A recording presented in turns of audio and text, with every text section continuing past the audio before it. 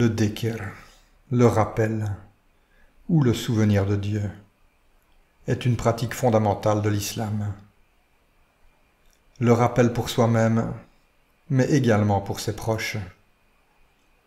Le dhikr a donc toujours été une chose très importante pour le musulman. Mais ce rappel est peut-être encore plus important à l'époque actuelle, car l'être humain n'a jamais été autant entouré de distractions et de loisirs qu'il ne l'est actuellement. Nous avons donc tous besoin de rappel, afin de ne pas perdre de vue notre objectif et le but de la vie. Car comme Dieu le dit dans le Coran, les djinns et les hommes n'ont été créés que pour adorer Dieu. وَمَا خَلَقْتُ الْجِنَّ وَالْإِنسَ إِلَّا لِيَعْبُدُونِ.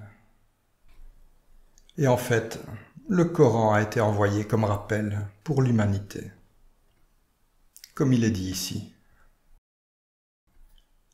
C'est un livre qui t'a été descendu, qu'il n'y ait à son sujet nulle gêne dans ton cœur, afin que par cela tu avertisses, et qu'il soit un rappel aux croyants.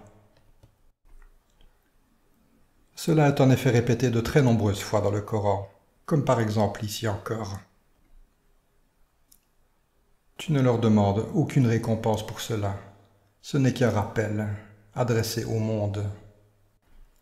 Le Coran est donc un rappel, pour se rappeler les histoires des peuples qui nous ont précédés, pour se rappeler le sort qu'ont subi les peuples qui ont combattu les prophètes et ont nié les signes de Dieu,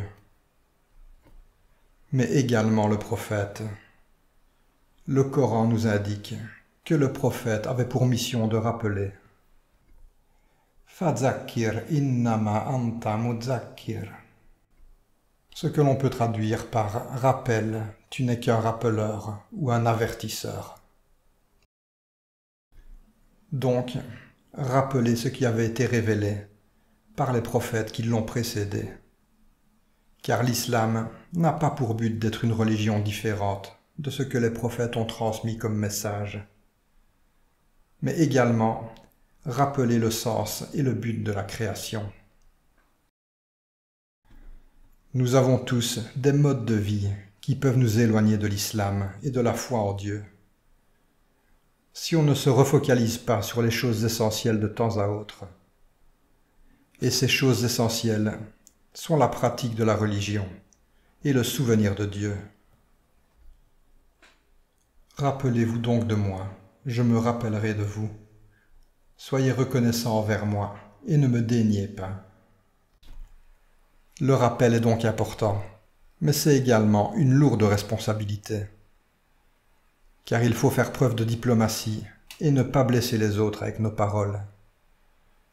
Ceci est très important, car un rappel fait d'une mauvaise manière, ou avec des paroles qui auront blessé la personne à qui elles sont destinées, peuvent avoir un effet inverse, ou refléter une mauvaise image de l'islam. Cela est exprimé de cette façon dans le Coran.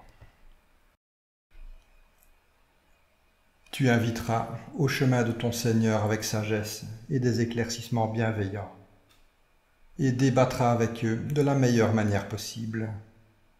Ton Seigneur sait mieux qui est égaré de son chemin, et il sait mieux qui sont ceux qui sont guidés. L'effet du rappel sur un cœur réceptif ne peut avoir que des effets positifs. D'ailleurs, le Coran nous dit « Les seules personnes qui croient vraiment en nos révélations sont celles qui tombent prosternées en les entendant. Elles glorifient et louent leur Seigneur sans aucune arrogance. » Ne pas recevoir de rappel est donc dangereux pour l'âme humaine, car comme il a été dit, le monde est rempli de distractions qui peuvent nous détourner et nous rendre insouciants. Et le Coran nous le dit clairement dans la sourate Al-An'am. Laisse ceux qui prennent leur religion comme jeu et divertissement et sont trompés par la vie d'ici-bas. Rappelle par ceci qu'une âme se rend prisonnière de ce qu'elle a acquis. Il n'y a pour elle ni allié ni intercesseur en dehors de Dieu. Donc, ceci est vraiment un devoir du musulman. Le rappel aux autres, mais surtout le rappel à soi-même. Même si nous n'avons pas toujours beaucoup de temps libre sur une journée. Et cela peut être de différentes façons.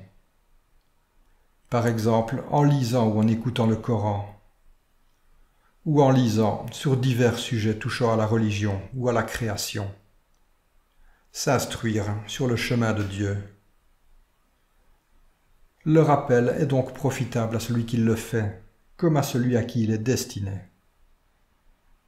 Et ce rappel doit être fait avec la volonté d'aider les autres, et non pas de les blâmer ou de leur faire la morale d'une façon à les rabaisser.